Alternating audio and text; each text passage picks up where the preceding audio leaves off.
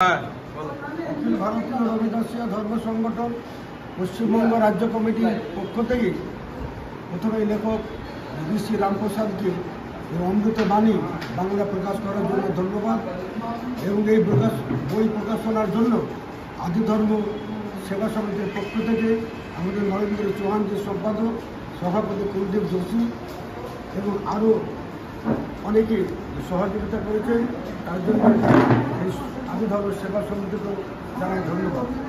বাংলায় এই ধরনের বইয়ের দরকার ছিল। আশা করি আগামী দিনে এই অমৃত বাণী যে পশ্চিমবাংলায় বাঙালির কাছে খুব গ্রহণযোগ্য হবে বলে মনে করি।